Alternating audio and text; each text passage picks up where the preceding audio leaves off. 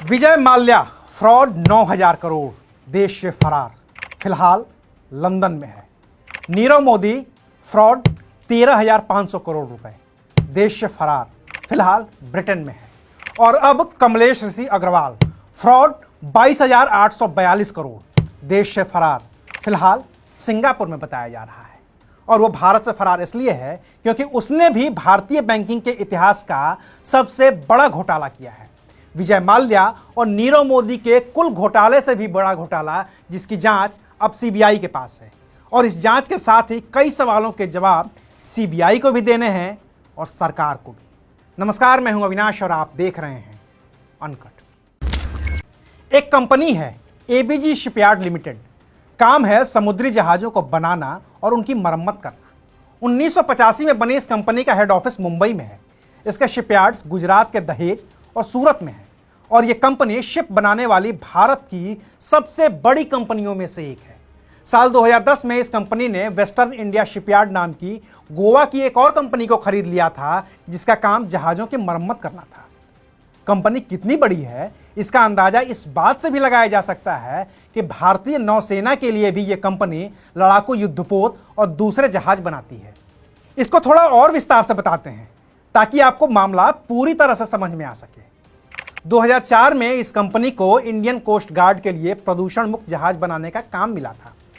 2009 में इसी कंपनी को इंडियन कोस्ट गार्ड के लिए 11 high speed water jet propelled interceptor बनाने का भी काम दिया गया था। 2011 में इस कंपनी को भारतीय नौसेना के लिए 970 करोड़ रुपए में 2 ट्रेनिंग शिप बनाने की जिम्मेदारी दी गई थी। इसके बाद 2012 में इस कंपनी को शिपिंग कॉरपोरेशन ऑफ इंडिया से 500 करोड़ रुपए का एक और ऑर्डर मिला था। और इस ऑर्डर के साथ ही कंपनी के पास करीब 20,000 करोड़ रुपए का ऑर्डर आ गया था जो उसे बनाना था। इस ऑर्डर को पूरा करने के लिए कंपनी को पैसे की जरूरत थी। और इसके लिए कंपनी ने अप्रैल 2012 से जुलाई 2017 के बीच अलग अलग कुल 28 बैंकों से 22,842 करोड़ रुपए का कर्ज लिया। 5 साल बीते, साल आया 2017 और इस कंपनी ने खुद को दिवालिया घोषित कर दिया। कुछ समझ आया? एक कंपनी जिसके पास करीब 20,000 करोड़ रुपए के ऑर्डर पड़े थे, उसने ऑर्डर को पूरा करने के लिए अलग अलग 28 बैंकों से 22,842 करोड़ रुपए का लोन लिया और बाद में उसने खुद को दिवालिया घोषित कर दिया। और पैसे कहां गए? समझिए कि डूब गए। एबीजी शिपयार्ड और उसकी ही एक और company ABG international private limited ने इन पैसों को बैंकों से लिया और फिर उस पैसे को विदेश भेज दिया, वहां प्रॉपर्टी खरीद ली, एक कंपनी से दूसरी कंपनी में पैसे ट्रांसफर कर दिए और जिस कंपनी ने लोन लिया उसने खुद को दिवालिया घोषित कर दिया। अब यह मामला खुला कैसे, तो उसकी भी कहानी दिलचस्प है।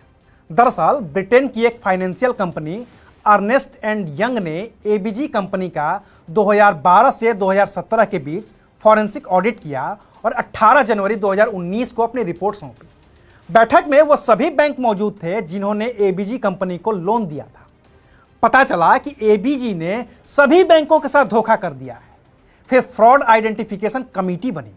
19 जून 2019 को इस कमेटी की मीटिंग हुई और उसी मीटिंग में इसे बैंक फ्रॉड करार दिया गया। एबीजी को जो लोन मिला था उसके लिए बैंकों ने एक कंसोर्टियम बनाया था, ग्रुप बनाया था। इसका लीड बैंक आईसीआईसीआई था। इसके अलावा दूसरा बड़ा बैंक आईडीबीआई था। उस कंसोर्टियम में एसबीआई भी था।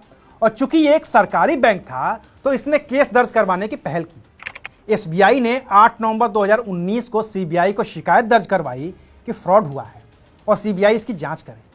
लेकिन सीबीआई ने इतने बड़े मामले में करीब 3 महीने बाद एसबीआई से सफाई मांगी।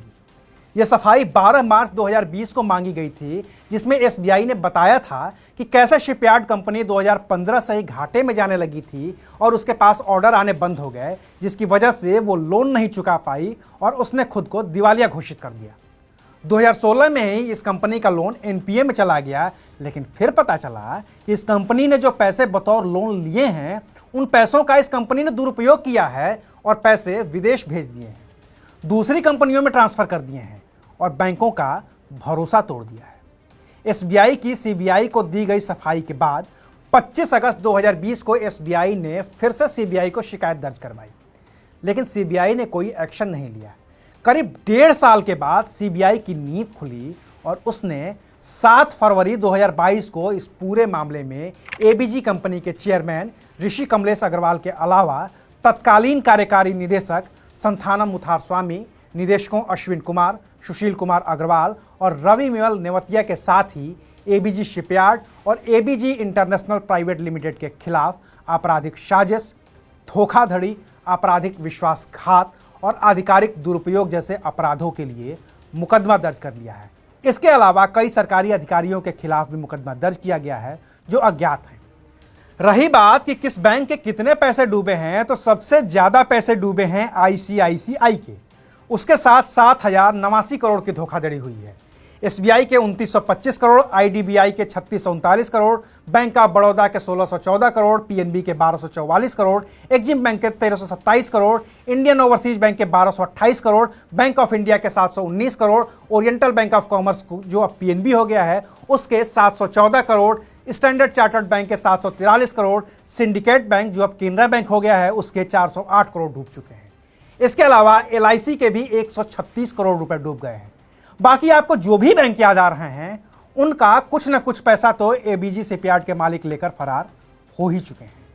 और रही बात मालिक की, यानी कि एबीजी कंपनी के चेयरमैन ऋषि कमलेश अग्रवाल की, तो वो रहने वाले सूरत के हैं और बड़ी बड़ी कंपनियों के डायरेक्टर हैं।